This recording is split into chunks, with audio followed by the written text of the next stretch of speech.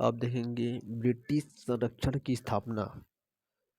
तो इसकी स्थापना कब हुई थी? 26 जनवरी 1818 ईस्वी को। 31 मई 1818 ईस्वी को नागपुर स्थित ब्रिटिश रेसिडेंट जेनकिंस ने नागपुर राज्य के संबंध में एक घोषणा की।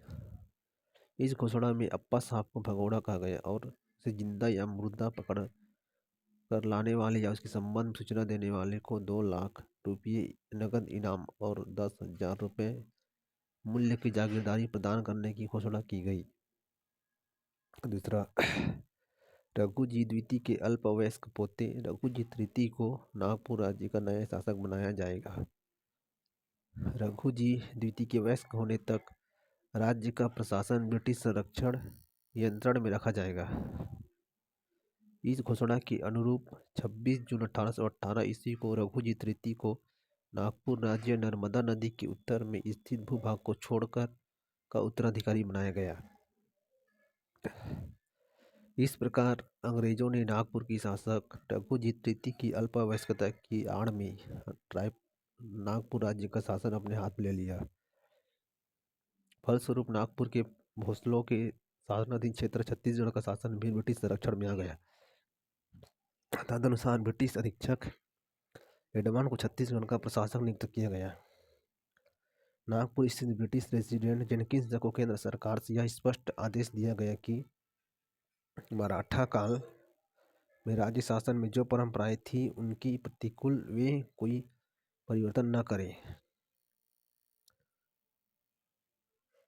ब्रिटिश संरक्षण का उद्देश्य वहां के शासन को व्यवस्थित और नियंत्रित करने तक ही सीमित होना चाहिए। प्रशासन की सुविधा के लिए संपूर्ण क्षेत्र को 5 सूबों नागपुर, भंडारा, चांदा, छिंदवाड़ा और छत्तीसगढ़ में विभाजित किया गया और प्रत्येक सूबे के मुख्यालय में एक एक ब्रिटिश अधीक्षक रखा गया। ब्रिटिश रेजिडेंट के रूप में जेनकिंस नागपुर में काफ़ी समय तक रहे। वास्तव में ब्रिटिश शासन द्वारा छत्तीसगढ़ के लिए की जाने वाली नवीन व्यवस्था के वे सूत्रधार थे। 12 अप्रैल 1827 ईस्वी को जेनकिंस के उत्तराधिकारी के रूप में विल्डर नागपुर के ब्रिटिश रेसिडेंट बनाए गए। अभी तक हमने पढ़ा था अप्पा साहब ने अपने भतीजे परसोजी भोसला को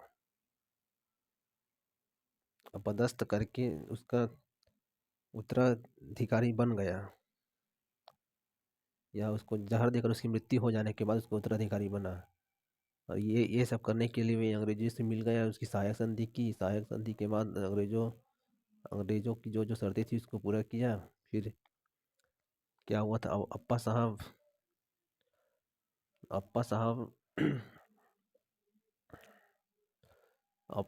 अप्पा साहब और अंग्रेजों के बीच सीताबर्डी का युद्ध हुआ। सीताबर्डी के युद्ध के बाद अंग्रेजों ने अप्पा साहब के ऊपर सहायक संधि की शर्तें थोपी, जिससे अप्पा साहब अंग्रेजों के विरुद्ध में छत्तीसगढ़ क्षेत्र के आदिवासियों को उकसाया और लड़ने के लिए बाध्य किया। और जब वे इसमें सफल नहीं हो पाए तो अंग्रेज ने अप्पा साहब को पकड़ने के लिए गए, तो अप्पा साहब महादेव पर्वत की ओर भागने में सफल हो गए। भागकर उन्हें घोड़ों की यह शरण ली। कुछ समय बाद वे असीरगढ़ होते हुए लाहौर पहुंच गए। अंत में 44 वर्ष की अवस्था में 1840 में उनकी मृत्यु हो गई। 1840 में उनकी मृत्यु हो गई। और ब्रिटिश संरक्षण की स्थापना 26 जून 1818 ईस्वी तक। तो इसमें 1831 में नागपुर स्थित ब्रिटिश रेजिडेंट जेनकिंस ने रायपुर राज्य के संबंध में घोषणा की। इसमें घोषणा किया गया कि अप्पा साहब को भगोड़ा घोषित कर दिया गया। ये कितना 26 जून 1818 तक का बता रहा है ना, ब्रिटिश संरक्षण की स्थापना में। और उसका मृत्यु कब हुआ था? 1840 में। तो उससे पहले उसको भगोड़ा घोषित कर दिया गया। उसको जिंदा या मुर्दा पकड़ने वालों के लिए 2 लाख रुपए का इनाम रखा गया और 10,000 रुपये की जागीरदारी भी। उसके बाद रघुजी द्वितीय के अल्पवयस्क पोते जो नागपुर में था, उसके अल्पवयस्क पोते रघुजी तृतीय को नागपुर राज्य का नया शासक नियुक्त किया गया। रघुजी द्वितीय वयस्क था और उसकी वयस्कता उसकी वयस्कता 24 जून 1818 ईस्वी को रघुजी तृतीय को नागपुर राज्य का उत्तराधिकारी बनाया गया। रघुजी तृतीय की अल्पावस्था की आड़ में नागपुर राज्य का शासन अपने हाथ में लिया ब्रिटिशों ने। तो ब्रिटिश अधीक्षक कौन थे? एडमंड को छत्तीसगढ़ का प्रशासक नियुक्त किया गया। नागपुर स्थित ब्रिटिश रेजिडेंट जेनकिंस था और उस समय संपूर्ण क्षेत्र को 5 सूबे में बांटा गया था। इसके अंदर था नागपुर था, भंडारा था, चांदा, छिंदवाड़ा और छत्तीसगढ़। जो 5 सूबे उस समय ब्रिटिश संरक्षण में छत्तीसगढ़, जब संपूर्ण क्षेत्र को 5 क्षेत्रों में बांटा गया तो उसमें नागपुर, भंडारा, चांदा, छिंदवाड़ा, छत्तीसगढ़ था, विभाजित हुआ था। और प्रत्येक सूबे के मुख्यालय में एक एक ब्रिटिश अधीक्षक रखा गया था। और जितने भी सूबे बनाए गए हैं, जो संपूर्ण क्षेत्र को 5 सूबे में बांटा गया था, तो प्रत्येक सूबे में एक अधीक्षक नियुक्त किया जाता था। अब इसके अंतर्गत इन 5 सूबों के अंदर हमारा छत्तीसगढ़ भी एक है, तो हमारे छत्तीसगढ़ में भी अधीक्षक की नियुक्ति की जाएगी। इस प्रकार अधीक्षक की नियुक्ति का प्रोसेस प्रारंभ होता है। तो ब्रिटिश रेजिडेंट के रूप में जेनकिंस नागपुर में काफ़ी समय तक रहे। वास्तव में ब्रिटिश शासन छत्तीसगढ़ के लिए जानने वाला नवीन व्यवस्था के लिए सूत्रधार थे। 12 अप्रैल 1827 ईस्वी को जेनकिंस के उत्तराधिकारी के रूप में बिल्डर नागपुर के ब्रिटिश रेजिडेंट बनाए गए। तो इसमें नागपुर के बारे में बताया है कि नागपुर में जेनकिंस को काफ़ी समय तक रहे थे और बिल्डर को नागपुर के रेजिडेंट बनाया गया। अब जो 5 सूबे बनाए गए थे उसमें हमारा छत्तीसगढ़ भी एक था। तो अब इसमें क्या हुआ, ब्रिटिश अधीक्षक की नियुक्ति शुरू होता है। तो अब देखते हैं छत्तीसगढ़ के ब्रिटिश अधीक्षक 1818 से 1830। Captain Edmund 1818। Captain Edmund Chhattisgarh के लिए प्रथम ब्रिटिश अधीक्षक नियुक्त किए गए, परंतु वे अधिक समय तक इस पद पर नहीं बने रह सके। ब्रिटिश शासन के प्रथम उत्तराधिकारी होने के कारण उनकी सारी शक्ति छत्तीसगढ़ में शांति व्यवस्था स्थापित करने में लगी रही। उनके शासनकाल की प्रमुख घटना छत्तीसगढ़ में डोंगरगढ़ के जमींदार द्वारा अंग्रेजी शासन के विरुद्ध विद्रोह था, परंतु एडमंड ने उस पर नियंत्रण कर लिया। इस घटना के कुछ दिन पश्चात ही एडमंड की मृत्यु हो गई। तो ये अधीक्षक या ब्रिटिश संरक्षण के अंतर्गत प्रशासन की सुविधा के लिए संपूर्ण क्षेत्र को 5 सूबों में बांटा गया था। उस 5 सूबे के अंतर्गत हमारा छत्तीसगढ़ एक था। उस छत्तीसगढ़ में एक था प्रत्येक, और इस तरह छत्तीसगढ़ में भी अधीक्षक बनाए गए। प्रत्येक सूबे में एक एक अधीक्षक बनाया गया था। प्रत्येक सूबों में अधीक्षक की नियुक्ति का प्रोसेस प्रारंभ किया गया था। उसी क्रम में हमारे छत्तीसगढ़ में अधीक्षकों में प्रथम आया कैप्टन एडमंड, जिसका कार्यकाल 1818 ईस्वी। तो प्रथम ब्रिटिश अधीक्षक बना कैप्टन एडमंड। ये अधिक समय तक इस पद पर नहीं बन रह सके, इसने शांति व्यवस्था स्थापित करने में लगी रही। इनकी संपूर्ण शक्ति शांति व्यवस्था बनाने में ही खत्म हो गया। इसके समय की प्रमुख घटना क्या है? छत्तीसगढ़ में डोंगरगढ़ के जमींदार द्वारा अंग्रेजों के विरुद्ध विद्रोह, परंतु एडमंड ने इस पर नियंत्रण तो पा लिया, लेकिन कुछ समय पश्चात एडमंड की मृत्यु हो गई। अब है एगेन्यू दूसरा। कैप्टन एडमंड के बाद एगेन्यू छत्तीसगढ़ के अधीक्षक बनाए गए। एगेन्यू ने छत्तीसगढ़ के संदर्भ में एक पुस्तक लिखी। उनके द्वारा लिखी गई यह पुस्तक एकमात्र ऐसी पुस्तक है जो उस काल से संबंधित मौलिक और आधिकारिक जानकारी प्रदान करता है। अब क्या है, एगेन्यू 1818 से 1825 में एगेन्यू को छत्तीसगढ़ का दूसरा अधीक्षक बनाया गया। तो इसने एक पुस्तक लिखा था, मौलिक और आधिकारिक जानकारी प्रदान करता है।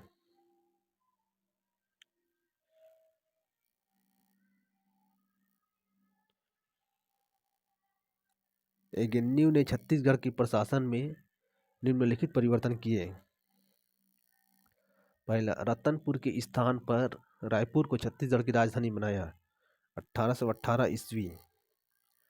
शासन का दायित्व ग्रहण करने के बाद एगेन्यू ने जो पहला महत्वपूर्ण परिवर्तन किया वह था छत्तीसगढ़ की राजधानी में परिवर्तन। एगेन्यू ने रतनपुर के स्थान पर रायपुर को छत्तीसगढ़ की राजधानी बनाने का निर्णय लिया और तदनुसार रायपुर नगर को राजधानी के रूप में विकसित किया। इस प्रकार वर्ष 1818 ईस्वी में रायपुर पहली बार ब्रिटिश अधीक्षक का मुख्यालय तथा छत्तीसगढ़ की राजधानी बनी। दूसरा है परगनों का पुनर्गठन 1819 से 20 ईस्वी। तो एगेन्यू ने 1819-20 ईस्वी में छत्तीसगढ़ सूबे का पुनर्गठन किया। एगेन्यू ने सूबे के 27 परगने को पुनर्गठित करके उन्हें केवल 8 परगनों में सीमित कर दिया। कुछ समय बाद इन 8 परगनों के अतिरिक्त दुर्ग बालोद के परगने भी एगेन्यू के अधिकार में सौंप दिए गए। एगेन्यू द्वारा पुनर्गठित परगनों के नाम हैं रायपुर, रतनपुर, राजरो, धमतरी, दुर्ग, बालोद, धमधा, नवागढ़ व खरोद। इनमें रायपुर सबसे बड़ा परगना तथा राजरो सबसे छोटा परगना था। एगेन्यू ने परगनों को पुनर्गठित कर शासन को पहले की तुलना में अधिक सरल और कम खर्चीली इकाई का स्वरूप प्रदान किया। एगेन्यू के अन्य सुधार। एगेन्यू ने सरकारी अभिलेखों को सुरक्षित रखने की सिरे से उचित व्यवस्था की।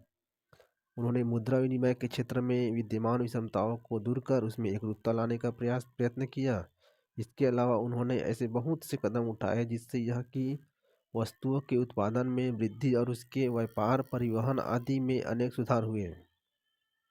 उक्त प्रशासनिक परिवर्तन के अलावा एगेन्यू ने धमधा के नकली गोंड राजा के विद्रोह को शांत किया और सोना खान के जमींदार द्वारा हड़पी गई खालसा भूमि को उसे वापस करने के लिए बाध्य किया। जब एगेन्यू ने छत्तीसगढ़ के दक्षिणी भाग का दौरा किया तो राजू नामक स्थान पर बस्तर के जमींदार ने उससे भेंट की और जयपुर के जमींदार द्वारा कोटपाड़ हड़प जाने की शिकायत की। अधीक्षक एगेन्यू ने बस्तर एवं जयपुर के बीच अधीक्षक एगेन्यू ने बस्तर एवं 1820 ईस्वी में नागपुर के ब्रिटिश रेजिडेंट जेनकिंस छत्तीसगढ़ की यात्रा पर आए और उन्होंने महारसिया, नवागढ़ के जमींदार का वंशज और अंग्रेजों के विरोधी कार्य में संलिप्त एवं सामंत भारती जो छत्तीसगढ़ कुख्यात विद्रोह और हत्यारा था के मामले को सुलझाया। महारसिया को अंग्रेजी विरोधी कार्य न करने के आश्वासन देने पर जेल से रिहा कर दिया गया, जबकि मृत्युदंड की सजा पाए सामंत भारती की सजा घटाकर आजीवन कारावास कर दिया गया। वर्ष 1825 ईस्वी में एगेन्यू ने अपने पद से त्यागपत्र दे दिया। जब ब्रिटिश अधीन छत्तीसगढ़ में संपूर्ण क्षेत्र को 5 भागों में बांटा गया था। उस 5 भागों के अंतर्गत हमारा छत्तीसगढ़ एक था, जिसमें प्रत्येक भाग में अधीक्षकों की नियुक्ति किया गया। उसी क्रम में हमारे छत्तीसगढ़ में अधीक्षक की नियुक्ति किया गया। तो उस क्रम में पहला अधीक्षक था एडमंड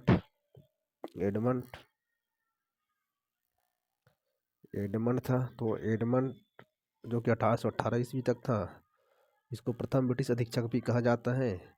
इसका संपूर्ण कार्यकाल शांति व्यवस्था स्थापित करने में खत्म हो गया और इसके शासन की महत्वपूर्ण घटना डोंगरगढ़ के जमींदार द्वारा अंग्रेजों का विद्रोह था। उसके कुछ समय पश्चात एडमंड की मृत्यु हो गया था। उसके बाद आता है एगेन्यू 1818 से 1825। ये दूसरा ब्रिटिश अधीक्षक है, छत्तीसगढ़ का अधीक्षक है। इनके द्वारा एक पुस्तक मौलिक और आधिकारिक जानकारी, इनके द्वारा लिखी गई पुस्तक से हमें मौलिक और आधिकारिक जानकारी प्राप्त होता है। एगेन्यू ने 3 कार्य किए। पहला, रतनपुर के स्थान पर रायपुर को छत्तीसगढ़ का राजधानी बनाया।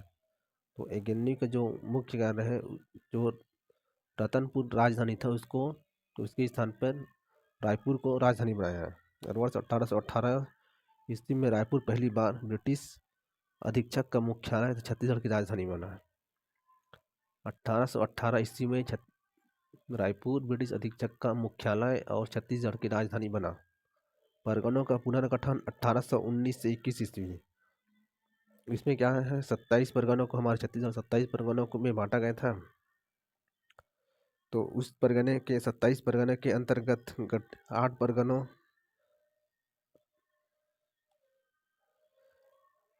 27 परगनों के अंतर्गत कुछ परगने दिए गए, जैसे रायपुर, रतनपुर, राजरो, धमधा, दुर्ग, बालोद, धमतरी, नवागढ़ व खरोद। ये 8 परगने के अतिरिक्त बालोद के परगने एगेन्यू के अधिकार को सौंप दिए गए हैं। जो एगेन्यू ने जो 27 परगने थे, मराठों ने जब परगना पद्धति प्रारंभ किया था तो उस समय छत्तीसगढ़ को 27 परगनों में बांटा गया था। तो एगेन्यू ने क्या किया, उस 27 परगने को तोड़कर 8 परगनों में विभाजित कर दिया और उस 8 परगने का जो दिया गया नाम है इस प्रकार है: रायपुर, रतनपुर, राजरो, धमधा, दुर्ग, बालोद, धमतरी, तमधा, नवागढ़, खरौद। तो इन 8 परगनों में सबसे बड़ा परगना था रायपुर और सबसे छोटा परगना राजरो था। पहला क्या था, रतनपुर के स्थान पर रायपुर को राजधानी बनाना, और दूसरा है परगनों का पुनर्गठन 1819 से 21 के अंतर्गत हुआ। और तीसरा है एगेन्यू के अन्य सुधार। एगेन्यू के अन्य सुधार के अंतर्गत है मुद्रा विनिमय क्षेत्र में परिवर्तन किया, और एगेन्यू ने धमधा के नकली कोट राजों के विद्रोह को शांत किया। और उसके बाद है महारसिया, नवागढ़ के जमींदार का वंशज और अंग्रेज विरोधी के कार्य में संलिप्त था। महारसिया एवं सामंत भारती छत्तीसगढ़ के कुख्यात विद्रोही के मामले को शांत किया। तो महारसिया जो अंग्रेज विरोधी था को उसको आश्वासन देकर जेल से रिहा कर दिया गया। आश्वासन देने पर जेल से रिहा कर दिया गया, जबकि सामंत भारती कुख्यात विद्रोही और हत्यारा था, उसको मृत्युदंड दिया गया था। तो उसके भी मृत्युदंड को कम करके आजीवन कारावास में परिवर्तित किया गया। इस प्रकार 1825 ईस्वी में एगेन्यू ने अपने पद से त्यागपत्र दे दिया। एगेन्यू ने 1818 से 1825 तक शासन किया, जिसमें उसके शासन के अंतर्गत मुख्य कार्य था: पहला, रतनपुर से राजधानी को परिवर्तित करके रायपुर बनाया गया, और दूसरा था परगनों का पुनर्गठन, और तीसरा है एगेन्यू के अन्य सुधार। तो पहला राजधानी परिवर्तन किया, दूसरे में जो 27 परगने थे उसको सिकुड़ कर 8 परगनों में परिवर्तित किया। 8 परगनों के अंतर्गत सबसे बड़ा परगना था हमारा रायपुर और सबसे छोटा परगना था राजरो। और उसी प्रकार एगेन्यू के अन्य सुधार में आएगा मुद्रा विनिमय, और उसके बाद देखेंगे महारसिया का केस और सामंत भारती। महारसिया के केस में क्या हुआ, महारसिया को जेल से रिहा कर दिया गया, उसे महारसिया को सांत्वना देकर जेल से रिहा कर दिया गया, क्योंकि महारसिया अंग्रेज विरोधी थे और सामंत भारती कुख्यात विद्रोही और हत्यारा थे। तो उसको मृत्युदंड मिला था, तो इसके मृत्युदंड को कम करके आजीवन कारावास में बदल दिया गया। इस प्रकार एगेन्यू 1825 ईस्वी में अपने पद से त्यागपत्र दे दिया। अब देखते हैं तीसरा अधीक्षक, कैप्टन एडमंड, 1825 ईस्वी।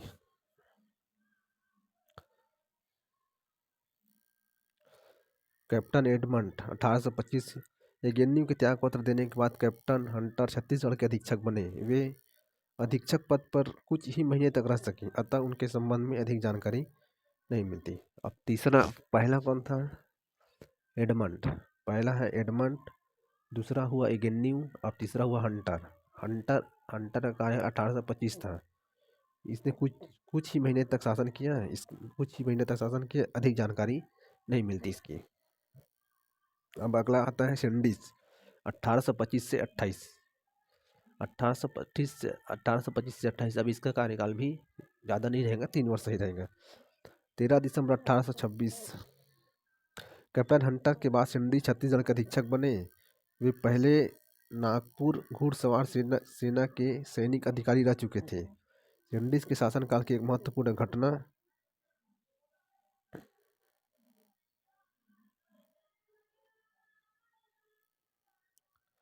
घटना 13 दिसंबर 1826 ईस्वी की संधि थी, जो अंग्रेजों और रघुजी तृतीय के वयस्क होने के बाद संपन्न हुई। इस संधि के अनुसार अंग्रेजों और रघुजी तृतीय के बीच नए संबंधों की स्थापना संपन्न हुई। इस संधि के अनुसार अंग्रेजों और रघुजी तृतीय के बीच नए संबंधों की स्थापना संपन्न हुई। इस संधि के अनुसार अंग्रेजों की स्थापना हुई, जिसके अनुसार नागपुर जिले का शासन प्रयोग के तौर पर रघुजी तृतीय के अधिकार में रखा गया। इस संधि से छत्तीसगढ़ का शासन अप्रभावित रहा और वह अंग्रेजों का नियंत्रण पूर्ववत जारी रहा।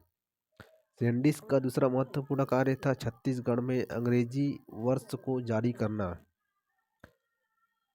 इसके अतिरिक्त पहली बार अंग्रेजी भाषा को सरकारी कामकाज का माध्यम बनाया गया।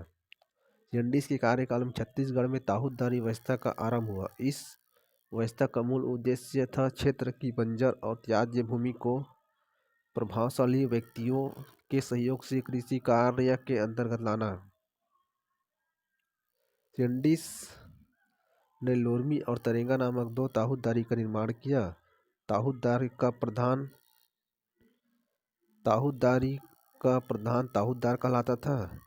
सैंडिस के कार्यकाल में बस्तर के जमींदार ने फिर से शिकायत की कि अभी तक उसे कोटपाड़ का क्षेत्र नहीं मिल पाया है और उसका धीरज अब समाप्त हो रहा है।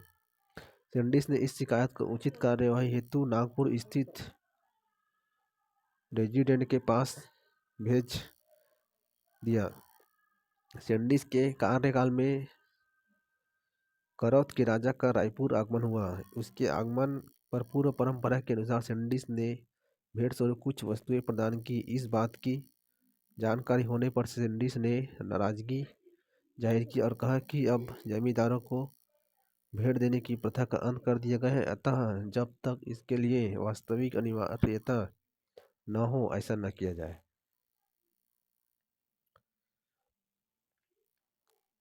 पहला आया था एडमंड, फिर एगेन्यू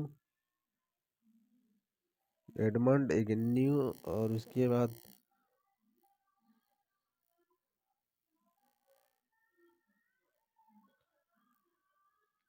एडमंड आया, फिर एगेन्यू आया।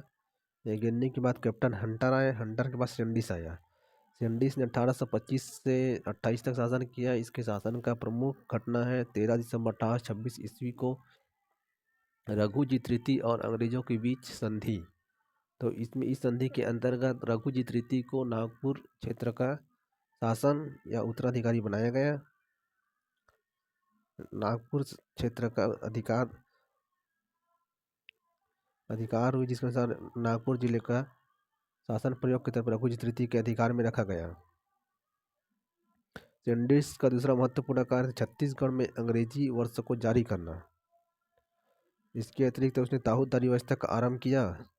इसका मूल उद्देश्य था बंजर और त्याज्य भूमि को लाभकारी व्यक्तियों के सहयोग से कृषि कार्य के अंतर्गत लाना। सैंडिस ने लोरमी और तरेंगा नामक दो ताहूदारी का निर्माण करवाया जिसका प्रमुख ताहूदार होता था। इसके समय कोटपाड़ क्षेत्र का शिकायत है, बस्तर के जमींदारों ने शिकायत किया कि कोटपाड़ क्षेत्र को अभी तक उनको नहीं मिला है और उसका धैर्य समाप्त होने वाला है। तो इसकी शिकायत का उचित कार्य इसने किया और करौत के राजा का रायपुर आगमन हुआ था।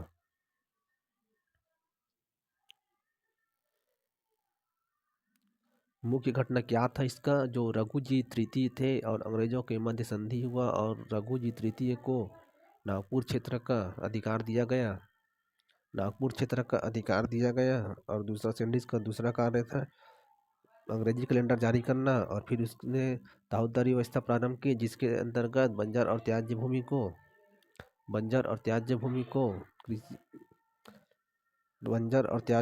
कृषि योग्य बनाया। इसके समय एक शिकायत है बस्तर क्षेत्र से शिकायत है कि उनको कोटपाड़ का क्षेत्र नहीं मिला है, तो उसका भी उचित कार्यवाही किया। करौत के राजा का रायपुर आगमन हुआ। इस प्रकार सैंडिस का कार्यकाल खत्म। अब देखते हैं विल्किंसन एवं क्रॉफर्ड 1828 से 30 ईस्वी। इसका कार्यकाल 2 वर्ष का है। अब पिछले का 3 वर्ष का 1825 से 28 था। सैंडिस के बाद विल्किंसन छत्तीसगढ़ के अधीक्षक बने। विल्किंसन का कार्यकाल संक्षिप्त और महत्वहीन रहा। नागपुर के भोसले शासक एवं नागपुर स्थित ब्रिटिश रेजिडेंट बिल्डर के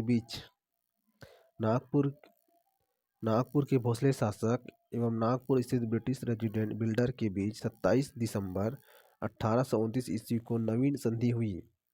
इस संधि के अनुसार क्रॉफर्ड ने छत्तीसगढ़ का शासन भार भोसले शासक द्वारा छत्तीसगढ़ के लिए नियुक्त अधिकारी कृष्णराव अप्पा को सौंप दिया।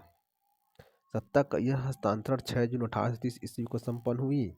इस प्रकार अंग्रेजों के अल्पकालीन किंतु पूर्ण 12 वर्षीय संरक्षण शासन का छत्तीसगढ़ से अंत हो गया। विल्किंसन एवं क्रॉफर्ड 1828 से 30। तो विल्किंसन एक बार विल्किंसन का कोई उल्लेख नहीं मिलता है। विल्किंसन छत्तीसगढ़ अधीक्षक बने और इसका शासन क्या है, संक्षिप्त या महत्वहीन है। इनके शासनकाल में क्या हुआ था, नागपुर के भोसले शासक और नागपुर के ब्रिटिश रेजिडेंट थे जिसका नाम था बिल्डर। उसे 27 दिसंबर 1829 को नवी संधि हुई। इसमें उसने छत्तीसगढ़ का शासन का भार भोसले शासक द्वारा छत्तीसगढ़ के लिए नियुक्त अधिकारी कृष्णा राव अप्पा को सौंप दिया। इस प्रकार 6 जून 1830 ईस्वी को इसका हस्तांतरण संपन्न हुआ और 12 वर्षीय जो संरक्षण का शासन चल रहा था कि रघुजी तृतीय अल्पवयस्क हो जाएगा या वो हो जाए अल्पवयस्क हो जाएगा तो उसको अधिकारी बना दिए जाएंगे, अधिकार दे देंगे। तो ये उसका 12 वर्षीय संरक्षण शासन का छत्तीसगढ़ से अंत हो गया। ब्रिटिश संरक्षणाधीन मराठा शासन के दौरान किए गए प्रशासनिक कार्य। तो इसमें क्या हुआ था, पहला अंग्रेजों ने परगने का सर्वोच्च अधिकारी का नाम कमाविजदार ही रहने दिया, पर अब उसे नकद वेतन दिया जाने लगा।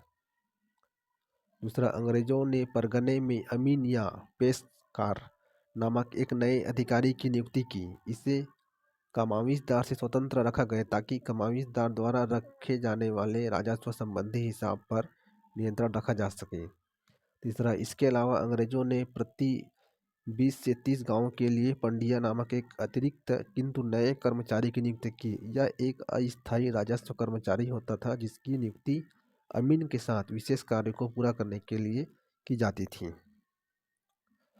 तो ब्रिटिश संरक्षण के मराठा शासन के दौरान जो प्रशासनिक परिवर्तन हुए थे उसमें जो मेन था वो परगने का सर्वोच्च अधिकारी का नाम कमाविजदार रखा गया और इसके जो वेतन होता था उसको नगद दिया जाता था। और दूसरा है अमीन या पेशेवर नामक 2 नए पद का सृजन किया।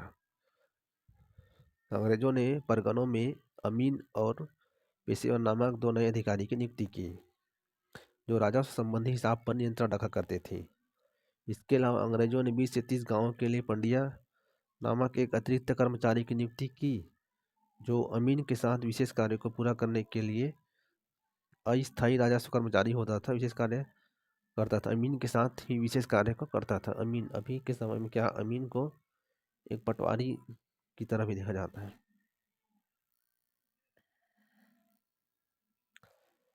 अब देखते हैं चौथा, गौटिया गांव का प्रमुख का पद पूर्ववत बना रहा। मराठा काल में प्रचलित पटेल के पद को समाप्त कर दिया गया। कर अदायगी का कार्य अब रुपयों के माध्यम से किया जाने लगा। एगेन्यू ने मुद्रा में एकरूपता और नाप तोल की उचित व्यवस्था के लिए कदम उठाए। लगान वसूली की मराठाकालीन पूर्व निर्धारित तिथियों में किसानों की सुविधा अनुसार अनुकूल परिवर्तन किए गए। भूमि कर उपज का 1/4 से 1/3 भाग तक होता था। भूमि को 6 वर्गों में विभाजित किया गया। काली जमीन, डोरसा, भर्री, भाठा, डी, कछार एवं पथरीली जमीन। 11 बेकार पड़ी भूमि का जोत के अंतर्गत लाने के लिए प्रोत्साहित किया गया। 12 राजस्व विभागों के अधिकारी जैसे कमाविजदार, परगने का प्रमुख राजस्व अधिकारी अमीन, परगने का राजस्व हिसाब रखने वाला फडणवीस, परगने से होने वाले आय व्यय का वितरण रखने वाला बरार पांडे, प्रत्येक गांव का दौरा कर लगान रजिस्टर तैयार करने वाला फौजदार, अधीक्षक के खजानों में जमा की जाने वाली राशि का हिसाब रखने वाला पंडरी पांडे, गांव में मादक द्रव्यों से होने वाली आमदनी का हिसाब रखने वाला पंडिया, अस्थायी राजस्व कर्मचारी जिसकी नियुक्ति अमीन के कार्यों में सहयोग देने के लिए की जाती थी, माल चपरासी, राजस्व संबंधी कार्यों में मदद करने वाला। 13 है गैर भूमि कर। गैर भूमि कर के अंतर्गत आएगा शायर, यह आयात निर्यात कर, कलाली, मादक द्रव्यों पर लगने वाला कर, सेवाई, छोटे छोटे अस्थायी करों का सामूहिक नाम।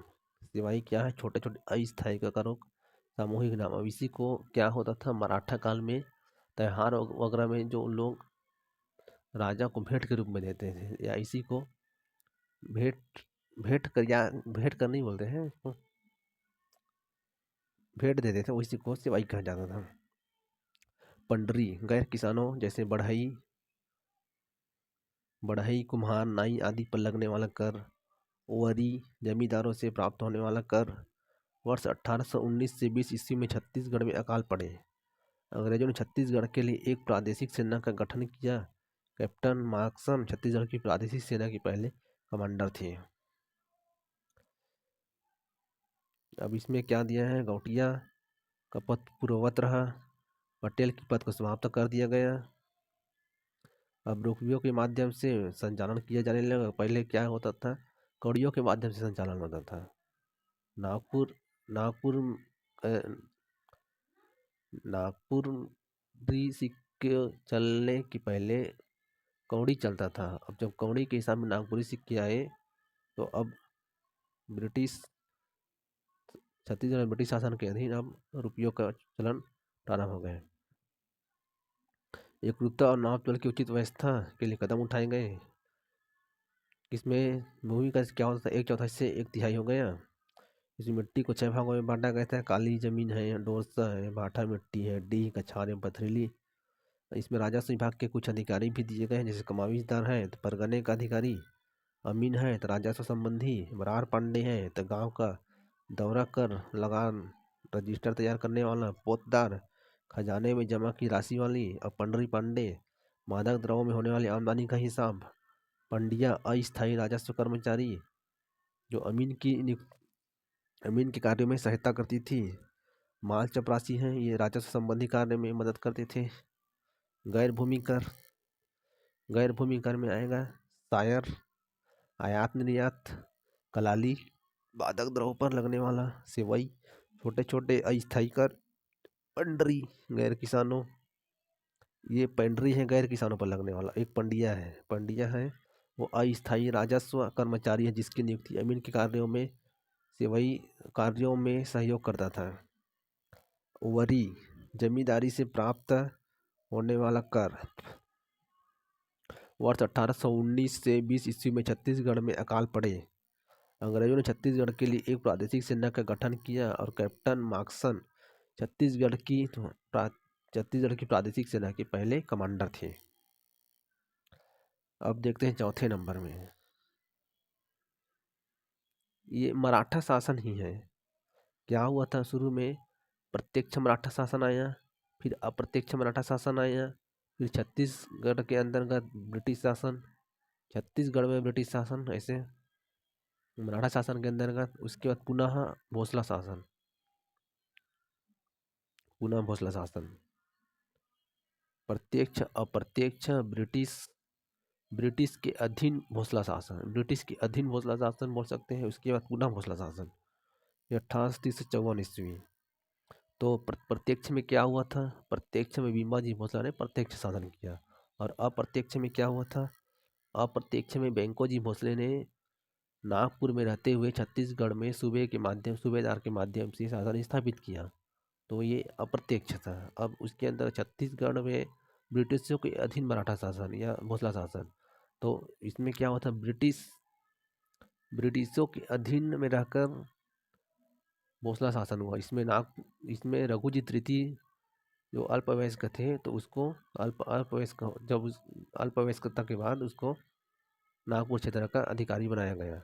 और उसके बाद पुनः भोसला शासन आ गए 1830 से 54। अब उसी रघुजी तृतीय के जस्ट आगे रघुजी तृतीय 6 जून 1830 से 11 दिसंबर 1853 ईस्वी। तो अंग्रेजों और रघुजी तृतीय के बीच 13 दिसंबर 1826 ईस्वी को हुई संधि के अनुसार केवल नागपुर जिले के क्षेत्र बतौर प्रयोग रघुजी तृतीय को शासन के लिए सौंपा गया था, जबकि 3 साल बाद 27 दिसंबर 1829 ईस्वी को हुई संधि के अनुसार उनके राज्य का शेष भाग भी भोसला शासन के सुपुर्द किया जाना था। 1829 की संधि को 15 जनवरी 1830 ईस्वी को गवर्नर जनरल की स्वीकृति प्राप्त हुई। इस संधि ने भोसला शासक रघुजी तृतीय को छत्तीसगढ़ के क्षेत्र में रेसिडेंट के प्रभाव से मुक्त कर दिया। तो इसमें क्या हुआ, वही बोल रहे हैं कि 13 दिसंबर 1826 को रघुजी तृतीय को नागपुर जिले के क्षेत्र के अंतर्गत शासन सौंपा गया और उसके बाद 27 दिसंबर 1829 को उनके राज्य का शेष भाग भी भोसला शासन के सुपुर्द कर दिया गया। और रघुजी तृतीय के शासन में रेसिडेंट के प्रभाव जो रेसिडेंट रेसिडेंट नियुक्त किए थे ब्रिटिशों ने, इसमें क्रम था एडमंड एगेन्यू करके विल्किंसन क्राफर्ड जो नियुक्त किए थे, तो उनसे इनको मुक्त कर दिया गया। नागपुर स्थित ब्रिटिश रेजिडेंट विल्डर ने छत्तीसगढ़ के ब्रिटिश अधीक्षक कैप्टन क्राफर्ड को शासन के हस्तांतरण हेतु एक स्पष्ट निर्देश भेजा। क्राफर्ड जो अंतिम ब्रिटिश अधीक्षक थे। 6 जून 1830 ईस्वी को छत्तीसगढ़ का शासन नागपुर के शासक रघुजी तृतीय को हस्तांतरित कर दिया गया और उसी दिन से अधीक्षक ने प्रशासकीय मामलों में हस्तक्षेप करना छोड़ दिया। उसी दिन से अधीक्षक ने प्रशासकीय मामलों में हस्तक्षेप करना छोड़ दिया। नागपुर, तो इसमें क्या है, नागपुर स्थित रेजिडेंट में नागपुर का जो रेजिडेंट कौन था, बिल्डर। उस समय क्या हुआ था, जो छत्तीसगढ़ के अंतर्गत ब्रिटिश शासन हुआ तो उस समय उस संपूर्ण क्षेत्र को 5 भागों में बांटा गया था। नागपुर था, उसमें भी नागपुर था, छत्तीसगढ़ था। तो छत्तीसगढ़ में हम लोगों ने ब्रिटिश अधीक्षक का जो क्रम था उसको पढ़े थे। एडमंड है, एगेन्यू है, विलियम क्राफर्ड वगैरह है, ऐसे करके। और जो नागपुर का था उसका अधीक्षक कौन था, बिल्डर। तो इसमें अधीक्षक कैप्टन क्राफर्ड को, जो छत्तीसगढ़ का अंतिम ब्रिटिश अधीक्षक थे, क्राफर्ड को शासन के हस्तांतरण हेतु एक स्पष्ट निर्देश भेजा। कौन, नागपुर के जो अधीक्षक था, बिल्डर। 6 जून 1830 ईस्वी को छत्तीसगढ़ का शासन नागपुर के शासक रघुजी तृतीय को हस्तांतरित कर दिया गया और उसी दिन से अधीक्षक ने प्रशासकीय मामलों में हस्तक्षेप करना छोड़ दिया। इस पर अधीक्षक का जो प्रथा चल रहा था समाप्त हो गया। नागपुर के शासक रघुजी तृतीय से यह निवेदन किया गया कि वे छत्तीसगढ़ के शासन के लिए एक अधिकारी की नियुक्ति करें। इसके अनुसार शासन के लिए नियुक्त होने वाला मराठा अधिकारी जिलेदार कहलाया। छत्तीसगढ़ का प्रथम जिलेदार बना कृष्णराव अप्पा। इसने छत्तीसगढ़ के अंतिम ब्रिटिश अधीक्षक क्राफर्ड से शासन भार ग्रहण किया। अंग्रेजों द्वारा छत्तीसगढ़ की राजधानी के रूप में स्थापित रायपुर जिलेदार का मुख्यालय बना। तो पुनः भोसला शासन के दौरान छत्तीसगढ़ के लिए नियुक्त किए गए जिलेदार, तो इसमें कौन है, पहला जिलेदार है कृष्णराव अप्पा, छत्तीसगढ़ का प्रथम जिलेदार। उसके बाद बने अमृतराव, फिर बना सदरुद्दीन। इसके बारे में बताया गया कि सरकारी राशि के गबन के आरोप में पदच्युत होने वाला जिलेदार है। उसके बाद बना दुर्गा प्रसाद, फिर बना इंटुक राव, फिर बना सखाराम बापू, गोविंद राव। उसके बाद 8वें नंबर का बना गोपाल राव, जो कि छत्तीसगढ़ का अंतिम जिलेदार था। अब पुनः भोसला शासन के अंतर्गत 1830 से 1854 में ये हुआ कि अंग्रेजों और रघुजी तृतीय के बीच संधि। अंग्रेजों ने रघुजी तृतीय को नागपुर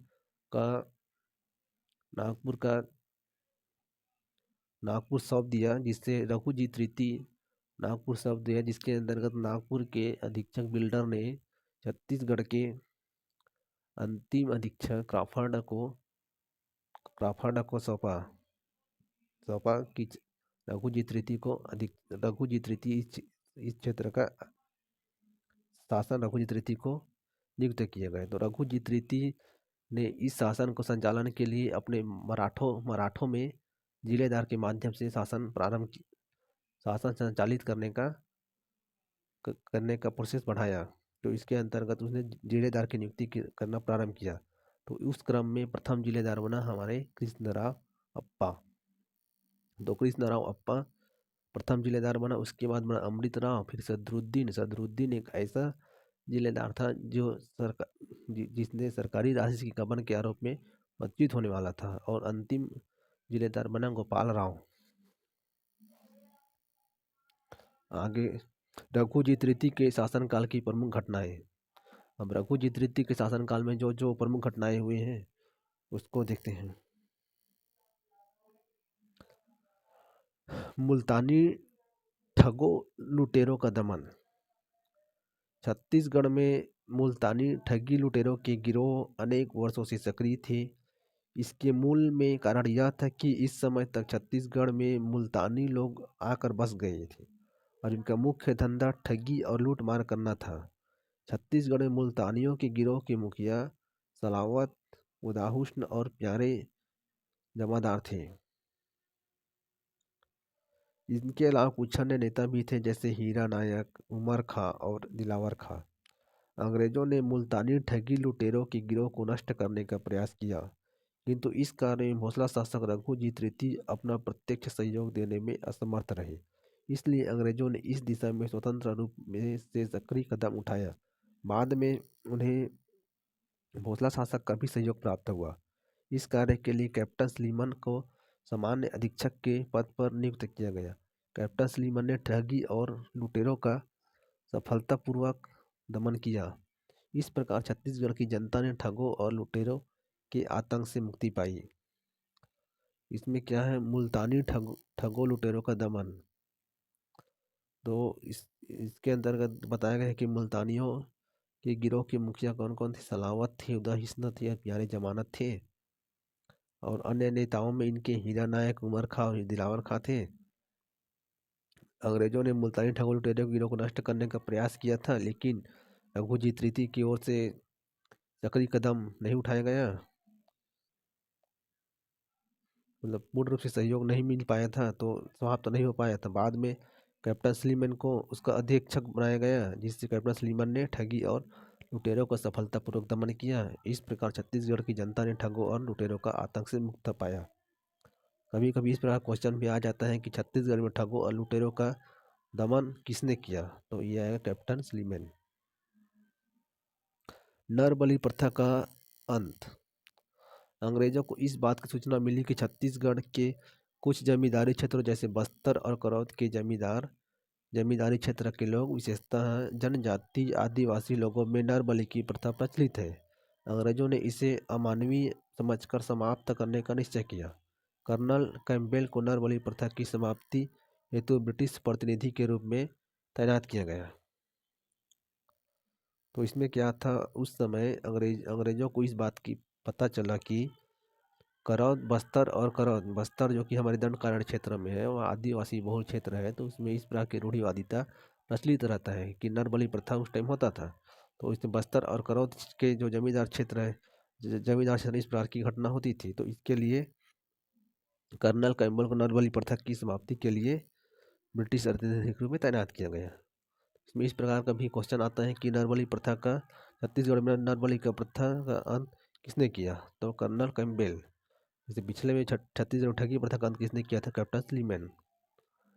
ये लूसेंट सामान्य ज्ञान के लिए ही अच्छा रहेगा, और इसके विस्तृत अध्ययन के लिए और एक है छत्तीसगढ़ बृहद संदर्भ, उसको भी बाद में देखने की कोशिश करेंगे। सती प्रथा का अंत। छत्तीसगढ़ में सती प्रथा भी प्रचलित थी। अंग्रेज इस प्रथा को क्रूर और अमानवीय मानते थे, इसलिए ब्रिटिश रेजिडेंट ने नागपुर के शासक रघुजी तृतीय से आग्रह किया कि इस प्रथा के उन्मूलन हेतु वे आवश्यक कार्यवाही करें।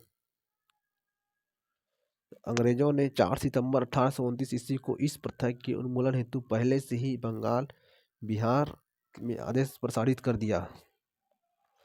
तो इसमें क्या था, सती प्रथा। अब सती प्रथा का देखें तो बिम्बा जी की जब मृत्यु हुआ तो उसकी एक पत्नी थी उमाबाई, उसको भी बिम्बा जी के साथ सती कर दिया गया था। इसी क्रम में एक और भोसला शासक था, मराठा शासन था, परसोजी भोसला। परसो जी की जो पत्नी थी काशीबाई, उसको भी परसो जी की मृत्यु होने के बाद उसकी साथ सती कर दिया गया था। तो इसके लिए, सती प्रथा के लिए रघुजीत तृतीय को अंग्रेजों से आग्रह किया था, अंग्रेजों ने रघुजीत तृतीय से आग्रह किया था। तो 1831 ईस्वी में एक आदेश पारित कर इसको समाप्त करने के लिए अंग्रेजों ने 4 सितंबर 1829 ईस्वी को इस प्रथा के उन्मूलन हेतु पहले से ही बंगाल, बिहार और के आदेश प्रसारित कर दिया। धमधा के गोंड राजा का विद्रोह। रघुजीत तृतीय के शासनकाल में धमधा परगना में एक पुजारी के नेतृत्व में गोंडों ने गुप्त रूप से शासन के विरुद्ध विद्रोह करना चाहा, परंतु किसी तरह इसकी सूचना जिलेदार को मिल गई। जिलेदार ने अपने कुछ सैनिकों को धमधा भेजा। फलतः गोंडों का यह उपद्रव सहज रूप से ही शांत किया गया। तो धमधा के गोंड राजा का विद्रोह, इसमें क्या हुआ था? रघुजीत तृतीय के शासनकाल में धमधा परगना में एक पुजारी के नेतृत्व में गोंडों ने गुप्त रूप से शासन के विद्रोह करना चाहा। इसकी सूचना जिलेदार को मिला, तो फिर उसको धमधा भेजकर इसका निवारण किया गया।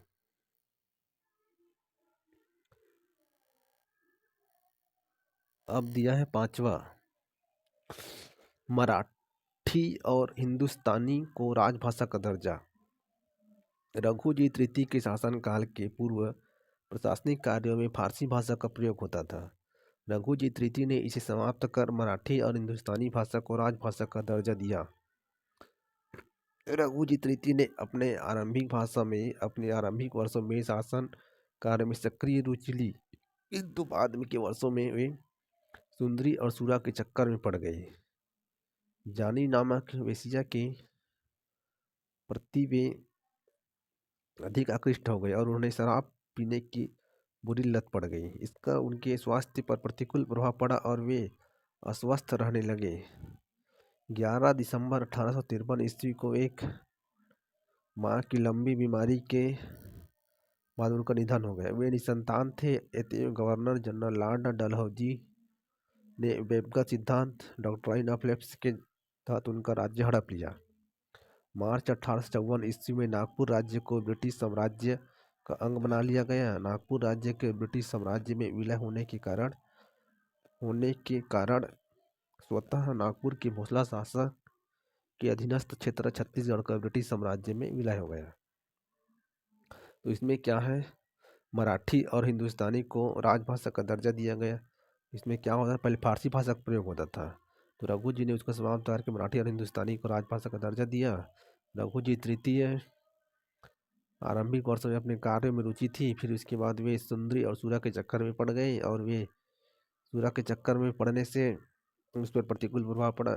सूरा के चक्कर में पड़ गए और वे शराब पीने की बुरी लत भी पड़ गई, जिससे उसके स्वास्थ्य पर प्रतिकूल प्रभाव पड़ा और उसको एक लंबी बीमारी के बाद उनका निधन हो गया। रघुजीत तृतीय निसंतान थे, उसका कोई उत्तराधिकारी नहीं था, तो उसके उत्तराधिकारी के अभाव में डलहौजी, जिसे डॉक्टर वेबगत का सिद्धांत का जनक भी कहा जाता है, कि सिद्धांत के तहत उसके साम्राज्य को ब्रिटिश साम्राज्य में विलय कर लिया जाए। इस प्रकार छत्तीसगढ़ में ब्रिटिश शासन का आरंभ होता है। छत्तीसगढ़ में इसी को बोल सकते हैं प्रत्यक्ष ब्रिटिश शासन ही बोलेंगे। अब ब्रिटिश शासन 1854 से 1947। अब छत्तीसगढ़ का ब्रिटिश साम्राज्य में विलय। इसमें क्या है? नागपुर के भोसले शासक रघुजीत तृतीय के निसंतान होने के कारण नागपुर राज्य को ब्रिटिश साम्राज्य में विलय करने का निश्चय किया गया। मार्च 1854 ईस्वी में नागपुर राज्य को ब्रिटिश साम्राज्य का अंग बना लिया गया। यद्यपि रघुजीत तृतीय की मृत्यु के पश्चात ब्रिटिश रेजिडेंट ने 11 दिसंबर 1853 ईस्वी को ही राज्य का प्रशासन अपने हाथ में ले लिया था, ताकि राज्य को ब्रिटिश साम्राज्य में विलय करने की विधिवत घोषणा 13 मार्च 1854 ईस्वी को की गई। नागपुर के रेसिडेंट मेंसल को ब्रिटिश अधिकृत नागपुर राज्य का प्रथम कमिश्नर बनाया गया। नागपुर राज्य के ब्रिटिश साम्राज्य में विलय होने के कारण स्वतः नागपुर के भोसले शासक के अधीनस्थ क्षेत्र छत्तीसगढ़ का ब्रिटिश साम्राज्य में विलय हो गया। छत्तीसगढ़ के अंतिम मराठा जिलेदार गोपाल राव ने 1 फरवरी 1855 ईस्वी को ब्रिटिश सरकार के प्रतिनिधि को अपना शासन भार सौंप दिया। ब्रिटिश सरकार की ओर से छत्तीसगढ़ के शासन के लिए एक डिप्टी कमिश्नर की नियुक्ति की गई। चार्ल्स सी इलियट छत्तीसगढ़ के प्रथम डिप्टी कमिश्नर बनाए गए। इस प्रकार वर्ष 1854 ईस्वी में छत्तीसगढ़ में अंग्रेजी राज्य की स्थापना हुई, जो वर्ष 1947 ईस्वी तक कायम रही। तो इसमें क्या है, छत्तीसगढ़ ब्रिटिश साम्राज्य में रघुजीत रीति था, निसंतान था। तो 1854 में अंग्रेजों ने डलहौजी के डॉक्ट्राइन्स ऑफ लेफ्ट के अंतर्गत उसके निसंतान होने के कारण उसके डॉक्ट्राइन ऑफ लेफ्ट के तहत उसके क्षेत्र को ब्रिटिश साम्राज्य में विलय कर लेते हैं। फिर 11 दिसंबर 1853 को राज्य के अपने हाथ में ले लिया। फिर 13 मार्च 1854 ईस्वी को नागपुर के रेसिडेंट मेंसल को ब्रिटिश अधिकृत नागपुर राज्य का प्रथम कमिश्नर बनाया गया। जब जब नागपुर के जो ब्रिटिश अधीक्षक है मेंसल नागपुर के रेसिडेंट मेंसल को ब्रिटिश अधिकृत नागपुर राज्य का प्रथम कमिश्नर बनाया गया। तो हमारा छत्तीसगढ़ भी नागपुर के अंतर्गत ही आता था। तो इसी के अंतर्गत हमारा छत्तीसगढ़ भी ब्रिटिश शासन के अधीन आ गया, ब्रिटिश शासन के विलय हो गया। छत्तीसगढ़ के अंतिम मराठा जिलेदार थे गोपाल राव, जिसने 1 फरवरी 1855 ईस्वी को ब्रिटिश सरकार के शासन के लिए एक डिप्टी कमिश्नर की नियुक्ति की। चार्ल्स सी इलियट छत्तीसगढ़ के प्रथम डिप्टी कमिश्नर बनाए गए। इस प्रकार वर्ष 1854 ईस्वी में छत्तीसगढ़ में अंग्रेजी राज्य की स्थापना हुई, जो वर्ष 1947 ईस्वी तक कायम रहा। ब्रिटिश शासन के दौरान छत्तीसगढ़ के प्रशासन के लिए उठाए गए कदम। तो इसमें क्या है, वर्ष 1855 ईस्वी में ब्रिटिश शासन आरंभ होने के समय छत्तीसगढ़ को एक जिला का दर्जा प्रदान किया गया, जिसका प्रमुख अधिकारी डिप्टी कमिश्नर कहलाता था। डिप्टी कमिश्नर को प्रशासन के कार्य में सहयोग देने के लिए एक सहायक कमिश्नर की नियुक्ति की गई। इसके अलावा अतिरिक्त सहायक कमिश्नरों की नियुक्ति का भी प्रावधान किया गया, जो भारतीयों के लिए सुरक्षित था। इसलिए भूतपूर्व मराठा जिलेदार गोपाल राव और मोहिबुल हसन को क्रमशः बिलासपुर और रायपुर में अतिरिक्त सहायक कमिश्नर नियुक्त किया गया। इस प्रकार छत्तीसगढ़ क्षेत्र के प्रशासन के लिए ब्रिटिश सरकार ने नवीन पदों का सृजन किया। तो इसमें क्या हुआ, 1855 में ब्रिटिश शासन आरंभ हुआ, जिसके अंदर डिप्टी कमिश्नर कहलाता था। तो प्रथम डिप्टी कमिश्नर नियुक्त किया गया, जो मराठा जिलेदार गोपाल राव और मोहिबुल हसन को बिलासपुर और रायपुर में अतिरिक्त सहायक कमिश्नर नियुक्त किया गया। इस प्रकार छत्तीसगढ़ के लिए ब्रिटिश सरकार ने नवीन पदों का सृजन किया। छत्तीसगढ़ के डिप्टी कमिश्नर ने छत्तीसगढ़ में तहसीलदारी व्यवस्था का सूत्रपात किया। इसके अंतर्गत छत्तीसगढ़ जिले को 3 तहसीलों रायपुर, धमतरी और रतनपुर में बांटा गया। तहसील का प्रमुख अधिकारी तहसीलदार कहलाता था। यह पद भारतीयों के लिए सुरक्षित था। तहसील का विभाजन परगनों में किया गया। परगना का प्रमुख अधिकारी नायब तहसीलदार कहलाता था। यह पद भी भारतीयों के लिए सुरक्षित था।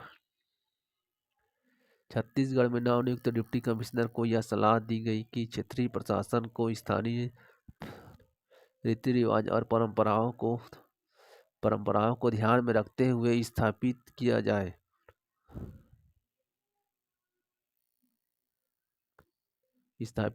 और ऐसे पूर्व सरकारी कर्मचारी जो ब्रिटिश शासन की सेवा करने की इच्छुक हो और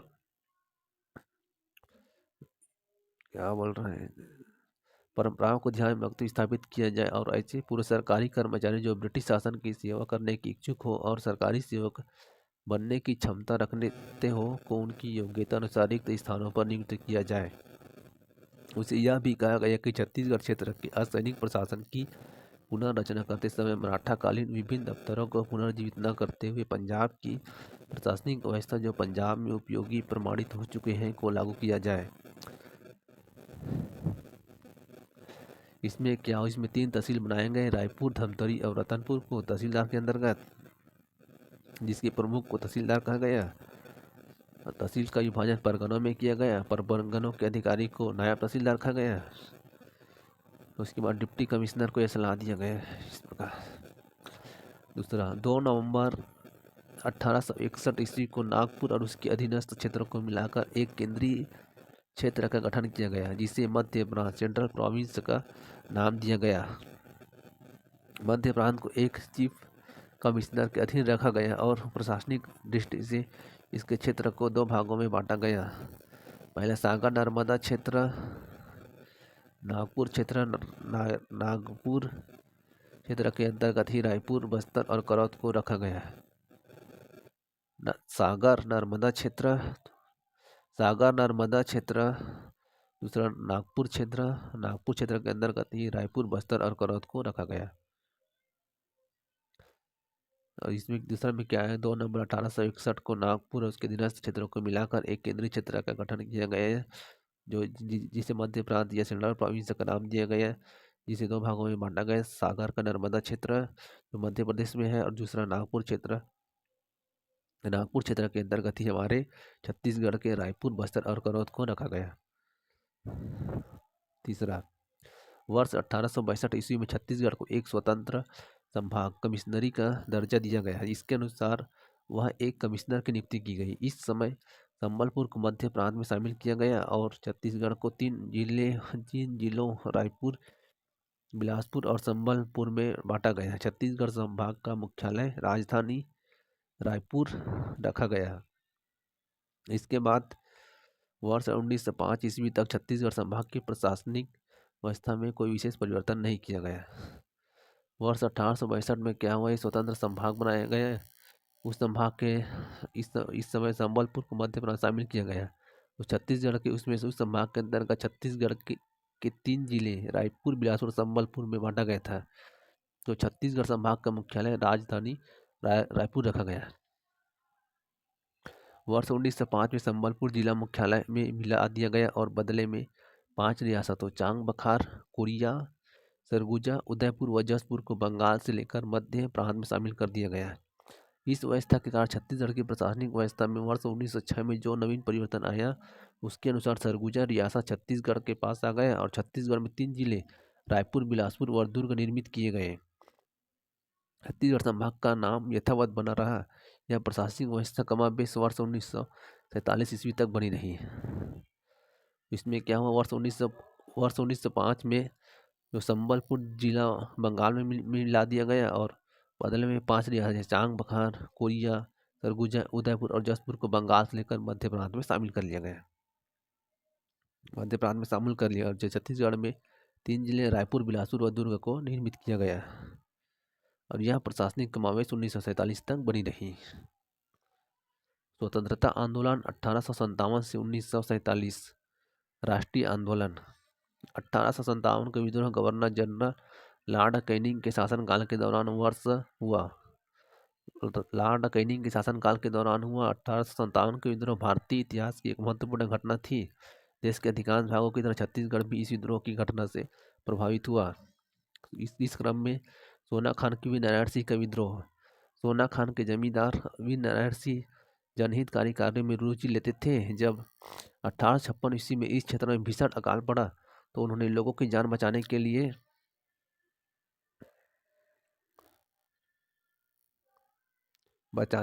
अपना सब अनाज संग्रह लोगों के लिए खोल दिया। जब यह भी कम पड़ गया तो उन्होंने माखन बनिया नामक एक व्यापारी के गोदाम का अनाज अकाल पीड़ित लोगों में वितरित कर दिया। व्यापार ने इसका शिकायत रायपुर डिप्टी कमिश्नर से की। डिप्टी कमिश्नर ने वीरनारायण सिंह पर लूटपाट व डकैती का आरोप लगाकर 24 अगस्त 1856 ईस्वी को गिरफ्तार कर लिया और रायपुर जेल में डाल दिया।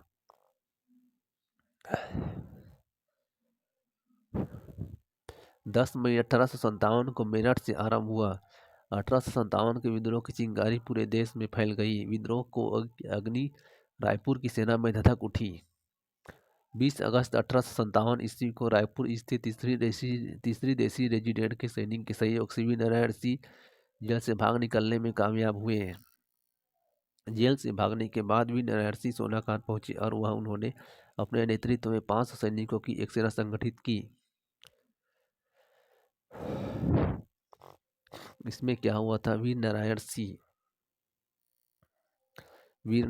सोना खान के जमींदार थे। जब 1856 ईस्वी में उस क्षेत्र में भीषण अकाल पड़ा तो उन्होंने अनाज संग्रह लोगों के लिए खोल दिया, और जो उसमें भी कम पड़ गए तो एक माखन बनिया नामक व्यापारी था, तो उसके जो गोदाम में अनाज पड़ा था तो उसके अनाज को लोगों में वितरित कर दिया।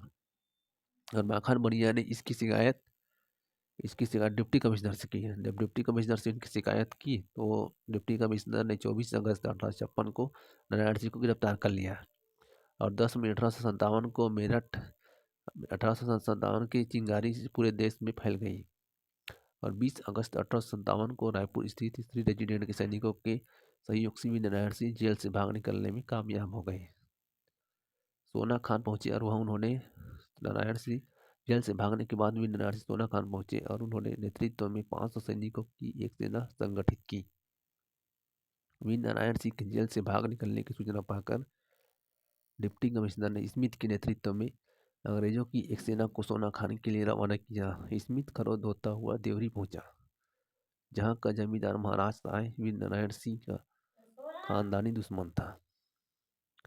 वहां रहकर स्मिथ ने ऐसी व्यवस्था की जिससे सोना खान को युद्ध के समय कहीं से बाहरी सहायता न मिल सके। उसने 1 दिसंबर 1857 को ईस्वी को देवरी से सोना खान के लिए प्रस्थान किया। देवरी के जमींदार अंग्रेजी सेना का पथ प्रदर्शन कर रहे थे। सोना खान से 3 फरलांग पहले एक नाले के समीप और वीर नारायण सिंह की सेना ने स्मिथ की सेना पर आक्रमण कर दिया। यहाँ पर दोनों सेनाओं के बीच घमासान युद्ध हुआ।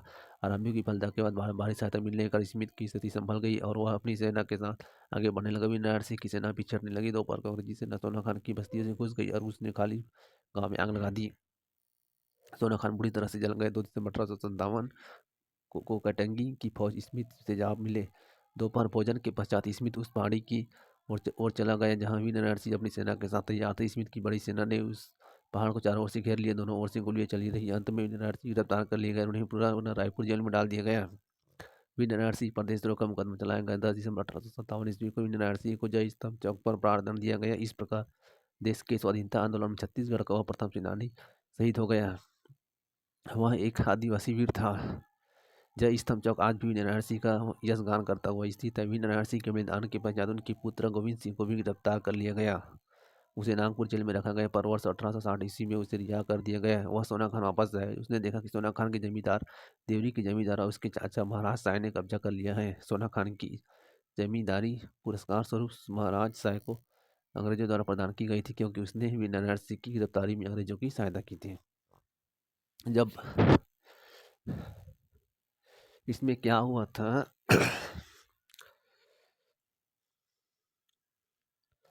वीर नारायण सिंह के वीर नारायण सिंह का शासन बहुत लोकप्रिय था। जब लोग भूखे और अकाल से मर रहे थे तो उसने अपने गोदाम में जो अनाज था उसको दे दिया, और उसमें भी जब कमी पड़ा तो उसने माखन बनिया नामक के अना, अनाज के गोदाम को पीड़ितों के अनाज के गोदाम से अनाज एकत्र कर पीड़ितों को बांट दिया। जिससे जब माखन बनिया को पता चला तो उसने कमिश्नर को इसकी शिकायत की। कमिश्नर को शिकायत की तो कमिश्नर ने वीर नारायण सिंह को पकड़कर जेल में डाल दिया, और 24 अगस्त 1856 ईस्वी को वीर नारायण सिंह गिरफ्तार किया गया था। और 10 मई 1857 को जब 10 मई 1857 को मेरठ से आरंभ हुआ था, जो 1857 का विद्रोह हुआ था, उसी के तर्ज पर 20 अगस्त 1857 ईस्वी में 20 मई 1857 ईस्वी में वीर नारायण सिंह सोना खान पहुंचे, और वह अपने वीर नारायण सिंह जेल से भागने में समर्थ हो गए और सोना खान पहुंच गए, जहां उसने 500 सैनिकों के साथ अपनी फौज बना लिया। वीर नारायण सिंह के जेल से भागने की सूचना पाकर कमिश्नर उसके गृहग्राम पहुंचे। तो गृहग्राम पहुंचे तो देखा तो वीर नारायण सिंह वहाँ नहीं थे, और गांव के लोगों के साथ फौज बनाकर पहाड़ में चले गए थे। तो कमिश्नर ने लोगों को न पाकर उनके समस्त घरों को आग लगा दिया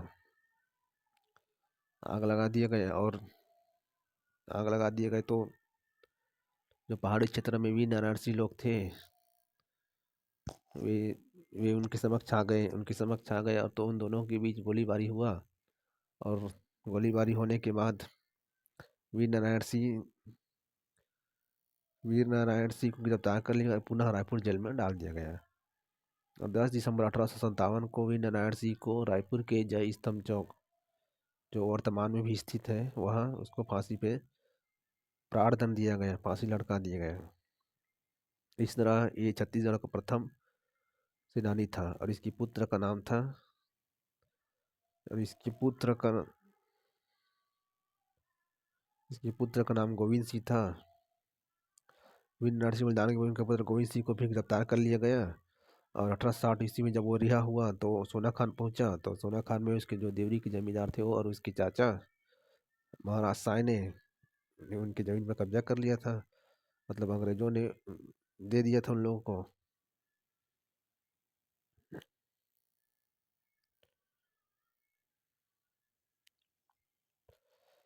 अब देखते हैं संबलपुर के सुरेंद्र साय का विद्रोह।